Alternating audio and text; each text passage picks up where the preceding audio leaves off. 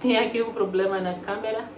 Para além disso, amadas do Senhor, eu haveria de orar pelo meu esposo apenas, mas eu, em gratidão, em ato de gratidão a Deus, eu decidi me expor, entre aspas, e partilhar isso com quem estivesse disposta a fazer o mesmo processo, passar pelo mesmo processo, porque convenhamos, todas nós olhamos e nós vemos o quanto muitas vezes os nossos maridos, até estatisticamente as igrejas têm mais mulheres do que homens, e mesmo aqueles que vão para a igreja, você vê até homens de Deus desonrando Deus a partir do altar, a partir do púlpito, seja lá qual for o seu ministério. Então nós precisamos de facto, quem está desperto precisa de facto se colocar em alinhamento com Deus e interceder por aquelas pessoas que estão mortas na sua própria concupiscência, satisfazendo a carne, o mundo e sendo conduzidas por Satanás. Eu estou a falar de Efésios 2, 1 a 12, onde fala que outrora vos estavas mortos na vossa concupiscência e tudo isso. Mas vai verificar. Bom, quem vai assistir, nós precisamos atentar aqui algumas coisas. Lembrar que esse propósito de oração, o objetivo não é para colocar o marido no centro da nossa vida, não, mas todas as vezes que nós formos fazer isso, nós estaremos a idolatrar o nosso querido e amado marido e a colocar-nos sobre uma posição de idólatras na realidade. Também o objetivo não é controlar os nossos maridos através da oração. Nós mulheres temos a capacidade de fazer coisas maravilhosas, mas também temos o potencial controlador muito forte. Precisamos ter um bocadinho de cuidado para não fazer isso. Eu própria que falo também tenho que me controlar muitas vezes. É para apresentar diante de Deus o nosso amado e querido esposo. O que eu vou, antes de começarmos, que ainda não fiz a oração, o que eu gostaria de pedir? Amadas do Senhor, orem por nós, né? Orem por mim, pelo meu marido, pela minha casa, que o Senhor continue abençoando e nos dê 7 vezes mais anos. Não sei se isso é possível. Claro que é possível, nosso Deus faz muito mais do que podemos imaginar. Então, nós vamos orar, né? Vamos orar porque ainda não oramos. Senhor Jesus, obrigada pelo teu favor, obrigada pela tua graça, pela tua infinita misericórdia, obrigada pelo teu cuidado. Nós entregamos nas tuas mãos esse momento de partilha, esse momento de resumo. E da mesma forma que o Senhor caminhou conosco ao longo de toda a semana, nós clamamos para que o Senhor permaneça caminhando conosco neste momento. Senhor, sejas tu conosco, ministra ao nosso espírito a tua vontade perfeita e agradável. Vem com a tua palavra e penetra de maneira mais profunda que qualquer faca de 2 gumes. Leve a minha mente e da minha irmã que está do outro lado, cativa a obediência de Cristo. Prepara o meu coração e da minha irmã para receber a tua semente. Não permita, amigo Espírito Santo, que as situações da vida, Satanás, o mundo e os seus sistemas venham e roubem a semente que o Senhor colocou em nós e em nossa casa, nos nossos esposos. Amigo Espírito Santo, prepare o terreno, prepare o coração, toma os nossos pensamentos e destrói fortalezas, quebra bloqueios, remova a venda dos nossos olhos e ilumina com a luz do teu evangelho. Senhor, eu assim orei no nome poderoso de Jesus. Amém. Bom, como é que foi a semana? Na semana nós oramos pela vida espiritual dos nossos esposos. Isso porque antes de qualquer coisa, antes de casamento, antes de propósito, antes de provisão, paternidade, liderança, um homem precisa estar espiritualmente alinhado com Deus.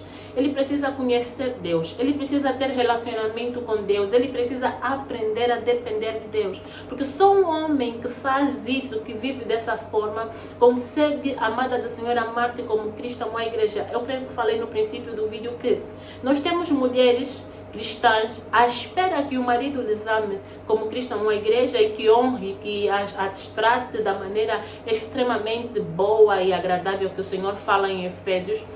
Porém, esse homem não conhece Cristo.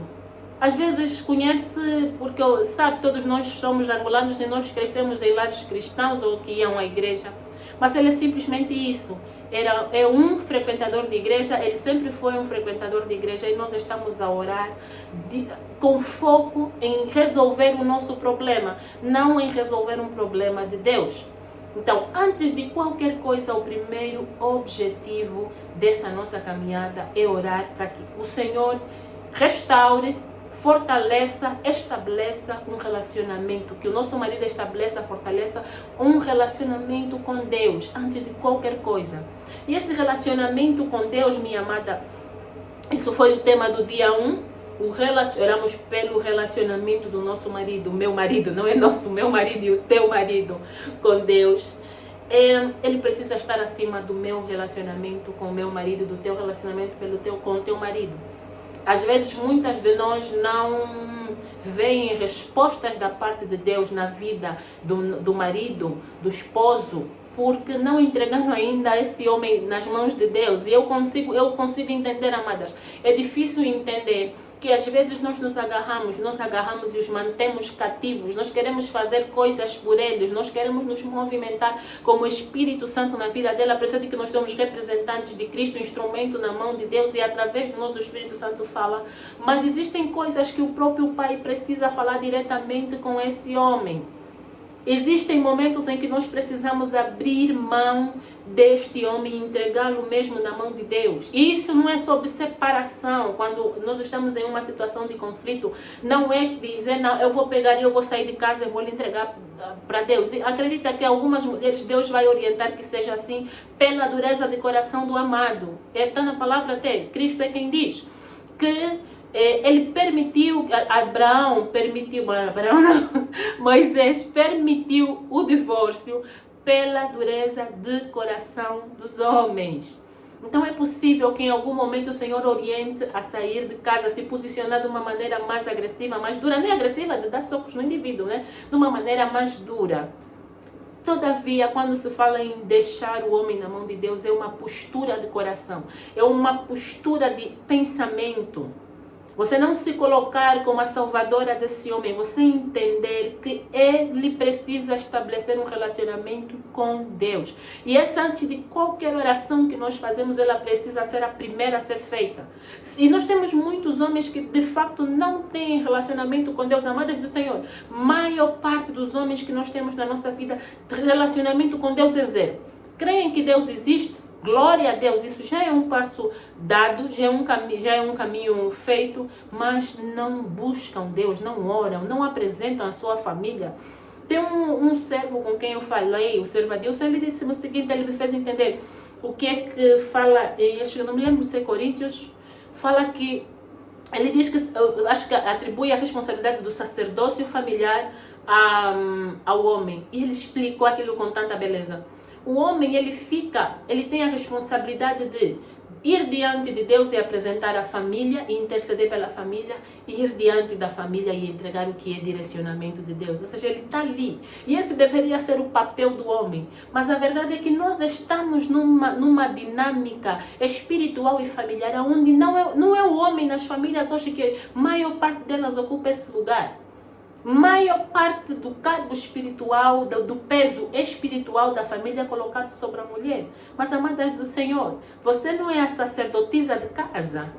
Por mais que você seja profeta, por mais que você seja apóstola, o teu marido é o sacerdote. E se ele não estiver a exercer esse cargo, esse manto, se ele não estiver a exercer esse manto, você vai ficar espiritualmente sobrecarregado. Ele tem a responsabilidade de agir como protetor. Ele tem a responsabilidade de agir como a cobertura espiritual da tua casa. A cobertura espiritual da tua casa não é a mamã fulana de tal ou o papá fulano de tal. É o teu esposo. E vocês só estão a viver tudo quanto estão a viver, estão a passar por tudo quanto estão a passar, porque o seu marido não está posicionado. Tá? Porque ele está morto na sua própria, alguns mortos na sua própria concupiscência, andando segundo os padrões do mundo para satisfazer a carne, conduzido por Satanás. Isso é o que a palavra de Deus diz. E depois é como se você estivesse a tentar começar a construir uma casa pelo teto. Não vai funcionar. Não vai, simplesmente não vai funcionar. Primeiro você precisa que ele tenha fundações, fundamentado em Cristo. Ele precisa ser um homem bem-aventurado. A dado momento, o Senhor falou comigo, me orientou a orar. Eu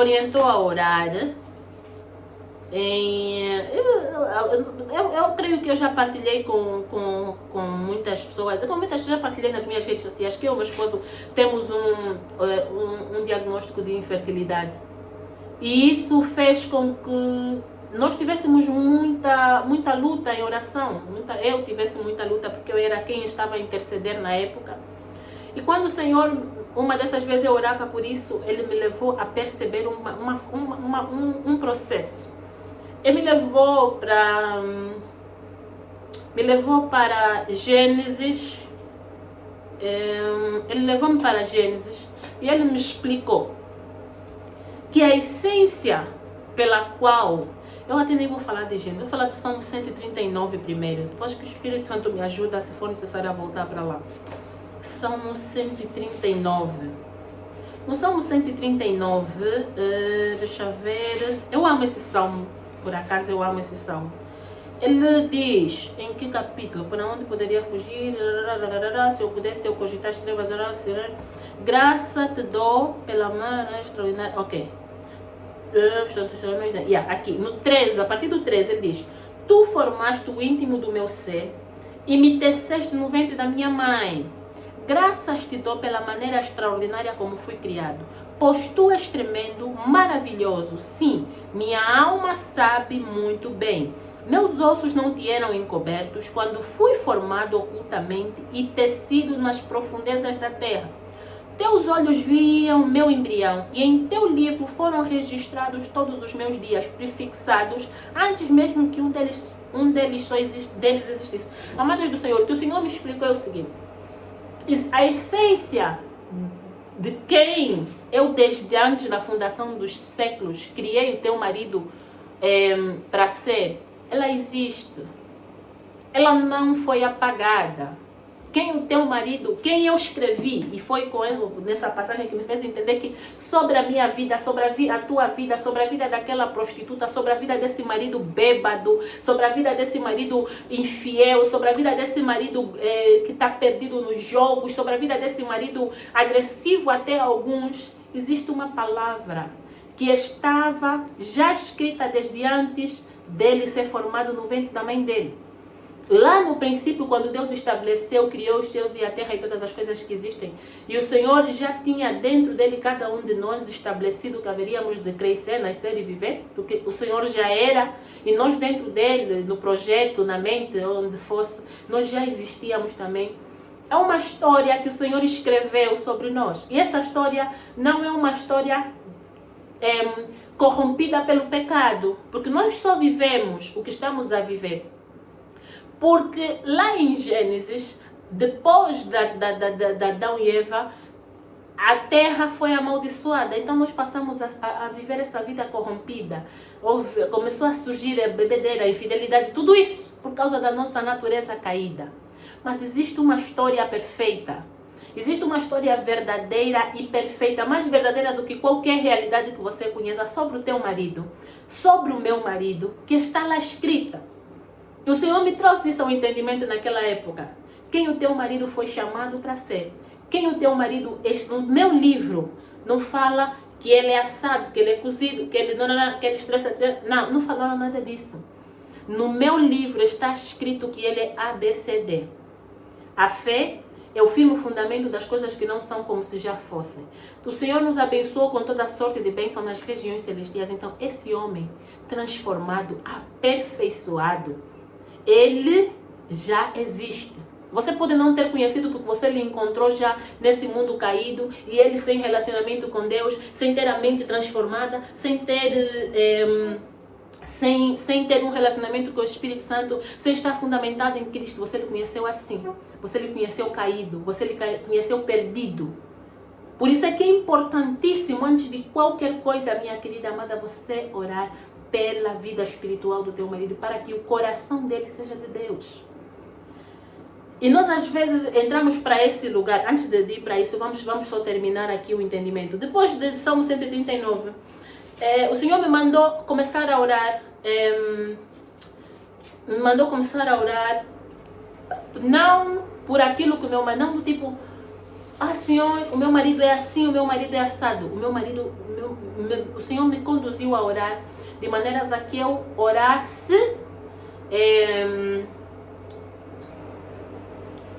paz e graça, amadas do Senhor. Estamos hoje no domingo, é o último dia da semana 1, em que estivemos a orar pelos aspectos espirituais da vida do nosso querido marido, do meu e da minha irmã que está do outro lado.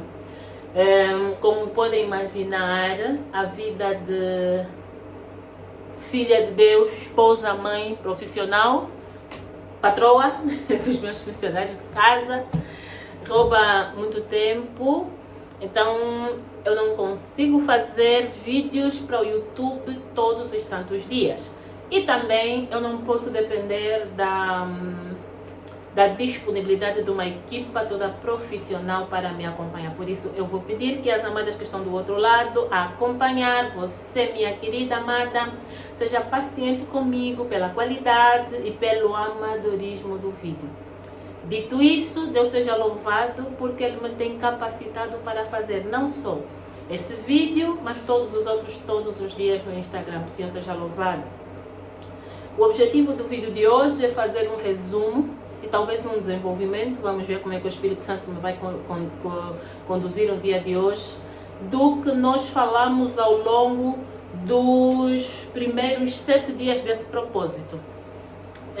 Como eu já disse, não sei se vocês assistiram o vídeo de apresentação da atividade, do projeto, mas lá eu explico a razão pela qual eu estou a fazer esse propósito. Lá eu explico que esse propósito nasceu do facto de que esse ano eu e o meu esposo vamos completar 7 anos de casados. Já passamos por tanta coisa, crescemos, amadurecemos muito, cometemos muitos erros, falhamos muito um com o outro, mas também fizemos algumas coisas bem. E uma das coisas que eu particularmente fiz bem é ficar dependente, totalmente dependente de Deus e viver em uma extrema obediência a Deus e entender que qualquer sucesso que eu esperava ou esperasse nessa área da minha vida precisava ser resultado do meu relacionamento com Deus. Isso me fez, quando foi necessário tomar posicionamentos mais difíceis, mais exigentes, mais firmes, eu estivesse em paz, ou pelo menos soubesse que o consolo não vem da minha capacidade, mas vem de Cristo. E é isso que eu quero partilhar com outras mulheres, que talvez até estejam há mais tempo em um relacionamento, há mais tempo que o meu, tenham mais experiência de relacionamento, porém ainda não entenderam que quem sustenta uma família é Deus e qual é o processo que o Senhor usa. Nós temos um Deus que é um Deus de processos. Nosso Deus não chega e simplesmente as coisas acontecem. Claro que pode, porque Ele pode todas as coisas. Ele é o Deus do impossível e Ele é o soberano, o alfa, o ômega. Ele pode tudo o que Ele quiser. Mas o nosso Deus, Ele é um Deus santo. Ele não instaura uma lei, um princípio para depois Ele próprio quebrar. Se formos olhar desde Gênesis, nós vamos ver que desde o princípio Deus criou os céus e a terra, e na sequência desta narrativa Ele vem falar de processos. Nós vamos ver que, apesar de Deus ser Deus, Ele não quebrou a sua palavra. Quando Cristo veio para o mundo, Ele veio através do ventre de uma mulher que passou os 9 meses de gestação. Não diz em nenhum lugar na Bíblia que Maria apenas teve 2 dias ou 2 semanas de gestação, porque haveria de trazer o Deus sobrenatural. Então nós temos um Deus que é Deus de processos, e existem coisas que nós fazemos, escolhas que nós fazemos quando somos mais jovens, que nos fazem pular etapas, e isso nos faz estar num lugar de desalinhamento com Deus, e a consequência são os nossos casamentos do jeito que estão. A consequência são um excesso de divórcios. Dito isso, amadas do Senhor, nós precisamos perceber também que um homem sem Deus, você não pode ter sobre ele uma expectativa dele amar-te como Cristo amou a igreja. É impossível. Se ele não tem Deus no coração, se ele não é amigo de Cristo, por que razão você vai colocar sobre ele uma expectativa que ele próprio não entende? É injusto até da nossa parte. De maneiras a que eu orasse por aquilo que ele era, segundo a vontade de Deus. Me levou para o Salmos me levou para o Salmos 1. O Salmos 1 diz, eu vou para lá. O Salmos 1 diz: abençoado com felicidade, em outras versões, bem-aventurado é o homem que não segue o conselho dos ímpios, não se deixa influenciar pela conduta dos pecadores, não se assenta na reunião dos zombadores. Ao contrário, sua plena satisfação está na lei do Senhor, e na sua lei medita dia e noite. Ele é como a árvore plantada à margem de águas correntes, dá fruto no tempo apropriado, e suas folhas não murcham. Tudo quanto realiza prospera. Então, o que o Senhor me conduziu na época? Me levou pela Bíblia, várias passagens, mas Ele me disse: ora por aquilo que você quer ver no teu marido. Então eu comecei a profetizar sobre a vida do meu marido. Eu mudei a maneira como eu orava por ele. Ao invés de ir diante de Deus, Senhor, meu marido fez, meu marido disse, eu ia diante de Deus e eu declarava intencionalmente: o meu marido é bem-aventurado, o meu marido não se assenta na roda dos escarnecedores, o meu marido não depende do conselho dos ímpios, o meu marido é como a sua plena satisfação do meu marido está na lei. Na tua lei, ó Senhor, meu marido medita dia e noite. Ele é como uma árvore plantada à margem de águas correntes, dá fruto no tempo apropriado e as suas folhas não murcham. Tudo quanto realiza prospera. E eu peguei a vida do meu marido, aquilo que eu conheço sobre o meu marido, e eu fui declarando. Uma imagem que o Senhor me mostrou é como se... onde é que eu tenho um caderno? É como se houvesse uma vala. Eu sou muito visual, eu gosto de fazer imagens. É como se houvesse uma vala. Eu não sei se vocês vão conseguir ver. É como se houvesse uma vala, né? Um buraco. Assim, deixa eu ver. Deixa eu ver. É como se houvesse uma vala aonde aqui está a essência, quem Deus chamou o meu marido para ser, quem Deus escreveu no livro da vida, no livro da história do meu marido, e aqui estava o pecado, a desobediência, o desalinhamento com Deus. Todas essas coisas precisavam primeiro sair para que isso aqui fosse a essência e isso se manifestasse. A minha maneira de orar pelo meu amado e querido esposo foi completamente transformada. Eu não estou a dizer que depois disso o meu marido atingiu um nível de perfeição. Ainda estamos num processo. Eu estou num nível de processo. Eu estou num lugar de processo de transformação também. Eu ainda preciso de ser aperfeiçoada constantemente. Eu ainda tenho dores, feridas, traumas que me fazem agir de maneira errada com o servo do Senhor. Mas eu preciso entender que existe tentação. E se espiritualmente o homem não estiver firme, ele pode cair. E quando estou a dizer tentação, não estou só a falar de infidelidade, de mulher ou aquela, não. Tudo que nos afasta de Deus, você pode ser tentada pela ira. Eu, por exemplo, eu tenho constantemente que me segurar para não reagir com ira quando as pessoas fazem coisas que me estressam. Porque, pessoas são estressantes. Então, muitas vezes, elas de facto me estressam. E metade das vezes, ou a maior parte delas, não sempre, eu não reajo da maneira que a minha carne de facto gostaria. Isso seja em minha casa, com meu esposo, no meu trabalho, onde for. Então é uma coisa que eu preciso entender, que eu também não sou a rainha da perfeição. Eu estou em processo de transformação. Mas se eu estou em Cristo, eu sou nova criatura e eu tenho noção de que todas as coisas já passaram, eu estou um passo à frente do meu marido que não está em Cristo. Não é o caso do meu marido hoje, mas já foi. Hoje o meu marido ora, hoje o meu marido medita, hoje o meu marido tira tempo para orar pela nossa família, mas nem sempre foi assim. Houve uma época em que o meu marido passava as noites em festas. E nós não nos víamos o suficiente porque ele saía e estava em festas. E isso não era agradável para mim, estava em noites, eu já tinha passado essa fase da minha vida, eu já estava em Cristo. E é muito chato, eu tinha a expectativa de ter um homem segundo a vontade de Deus que fosse... Porque eu perguntei ao pai se era ele e o Senhor me confirmou. Todavia, ele parecia mais um presente envenenado do que outra coisa. Mas o Senhor foi bom e fiel, me sustentou durante todo esse processo e agora eu consigo ver O quão bom e fiel é o Pai, especialmente quando nós permanecemos em obediência. Então, o que você deve procurar para o seu marido é isso. Entender que ele está num lugar de fraqueza espiritual. Um morto, né? Que é o que fala em Efésios, outrora vocês estavam mortos, muitos maridos das amadas que estão do outro lado. O teu marido pode estar morto na sua própria concupiscência, fisicamente vivo, mas espiritualmente morto. Como é que ele vai ser conduzido pelo Espírito, se o espírito dele está morto? O espírito dele é escravo da carne, do mundo, dos seus sistemas. Ou seja, se o mundo hoje decide que um homem já não é homem, o teu marido está sujeito a cair nesse lugar, a cair nessa mentira. Se o mundo hoje decide que o homem não pode mais ser o cabeça da casa, o teu marido está sujeito a cair nessa mentira. Porque ele está morto, ele é conduzido de um lado para o outro com todos os ventos. O teu marido não está firme. Então a primeira coisa que você deve buscar como mulher de Deus não é outra coisa.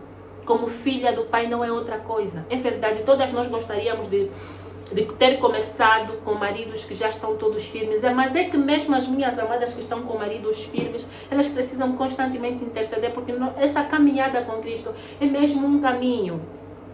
Até nós pudermos ouvir servos bons e fiéis, todos os santos dias nós vamos enfrentar tentações, provações. Então todos nós precisamos interceder por essas bênçãos que o Senhor colocou na nossa vida. E esse foi o dia 1 e um bocadinho de tudo. Falei também no dia 2, oramos pelo encontro do meu marido e do seu com Cristo, pelo relacionamento com o Espírito Santo, pela devoção, santidade. E nós percebemos que sem Deus não existe verdadeira transformação. Eu não sei se a amada do Senhor do seu lado tirou um tempo de fato para meditar na palavra, mas é preciso entender que sem Deus não existe verdadeira transformação. Algumas de nós vão precisar fazer o que Ana fez. Ana, ela pediu a Deus, ela fez uma oração. Ana, mãe de Samuel. Quando oramos, me dá só Samuel, né? Nós pensamos sempre o fruto do ventre, mas na realidade tudo aquilo que nós pedimos a Deus nós podemos agir, porque o que Ana fez foi cumprir um princípio. Nós podemos agir como Ana fez. Nós devemos agir como Ana agiu, né? Entender que ir diante de Deus e pedir que Deus responda a oração para que você possa entregar-lhe esse marido. Mais uma vez eu digo que isso não significa que vocês vão se separar ou que ele nunca vai parar em casa. Mas se você quer um marido santo, santificado, às vezes é isso que você precisa fazer. Talvez porque o teu marido esteja num lugar de idolatria. Talvez porque o seu marido esteja num lugar, você esteja tão emocionalmente agarrada a ele, apegada a ele, dependente dele, que você até se esquece de Deus. Ana pediu a Deus que lhe desse um filho, mas ela pediu aquele filho com o objetivo de resolver uma questão para Deus. E quando cumpriu o tempo, ela entregou. Talvez você, mulher, o Espírito Santo esteja a te dizer, a te chamar para ter essa postura. Ora por ele, mas entrega-o ao Pai. Peça que o Senhor seja a pessoa mais importante na vida dele. Antes mesmo do que tu. E uma coisa, nesse momento você pode olhar para o teu marido e olhar um homem completamente destruído, perdido, sem foco, sem direcionamento, mas lembra-te que você busca um Deus que faz mais do que aquilo que você pode imaginar. Lembra-te disso. Amém? Lembra-te disso. Nós terminamos essa semana. Deixa eu ver o que é que nós temos aqui. Eu já falei que a conclusão, né? Não existe transformação verdadeira sem Deus. Uma mulher não consegue salvar o homem. O papel da esposa intercessora é apresentar o marido diante de Deus, é o que eu falei. Deus trabalha em lugares onde nós não conseguimos chegar. Eu tenho uma passagem, creio que em Hebreus eu amo. Oh my God. Oh Jesus. Ei! A palavra de Deus, ela é... Se nós passássemos tempo, e amadas do Senhor, existem algumas de nós que vão orar, mas nós próprios precisamos de fazer as orações que estamos a fazer pelos nossos esposos, por nós mesmos. Eu sou instrumento na mão do Pai, mas eu não sou a fonte. Então, se você sente que você precisa também orar por ti, por favor, ore. Vamos lá ver. Portanto, acho que é Hebreus 4, deixa eu ver. Aleluia. Hebreus 4. Vamos começar pelo 11. Diante disso, esforcemo-nos por entrar naquele descanso, para que ninguém caia no mesmo exemplo de desobediência. Aqui é importante. Porquanto a palavra de Deus é viva. A palavra de Deus é viva e eficaz, mais cortante que qualquer espada de 2 gumes, capaz de penetrar até ao ponto de dividir alma e espírito, juntas e medulas, e é sensível para perceber os pensamentos e intenções do coração. E não há criatura alguma incógnita, ou seja, escondida aos olhos de Deus. Absolutamente tudo está descoberto e às claras diante daquele a quem deveremos prestar contas. Amadas do Senhor, a tua gritaria não vai te fazer chegar ao coração do teu marido. Mas a palavra de Deus vai chegar em lugares onde nem ele mesmo sabe que existem dores, feridas, traumas. Vai chegar, a palavra de Deus vai chegar naquele lugar onde ele não sabia que aquela dor, aquela perda, aquele trauma é a razão pela qual ele age contigo com dureza. É a razão pela qual ele às vezes manifesta egoísmo. Ele não é um pai presente, ele é um filho ausente, ele financeiramente é irresponsável, ele não tem um bom relacionamento com as pessoas à sua volta, ele é egoísta, não serve, não busca se capacitar. É intelectualmente estagnado, profissionalmente estagnado, é insatisfeito com essas áreas da sua vida. Você, minha querida amada, precisa aprender a declarar a palavra, a utilizar a palavra como a espada do Espírito. Efésios 5, a partir do versículo 10, fala da armadura de Deus. E uma das armas, da única arma que nessa armadura é apresentada é a palavra. A palavra é a espada do Espírito. O que significa que você manusear a espada com autoridade, segundo o direcionamento do Espírito Santo, você vai alcançar extraordinariamente coisas que nem ninguém consegue compreender. Então, hoje, nós vamos começar agora, a próxima semana, amanhã, nós vamos começar a semana de orar pela alma. Nós vamos orar espírito, alma e corpo, e na última semana vamos orar outra coisa que eu ainda estou a buscar direcionamento. Mas nós vamos orar espírito, alma e corpo, e essa semana nós vamos começar por alma, vamos falar das emoções. Vamos falar do interior, do desenvolvimento emocional. E amadas do Senhor, olhando para os homens que nós temos hoje, muitos falta-lhes maturidade emocional. Muitos, não todos, muitos. Nós temos homens extremamente imaturos, egoístas, soberbos, altivos.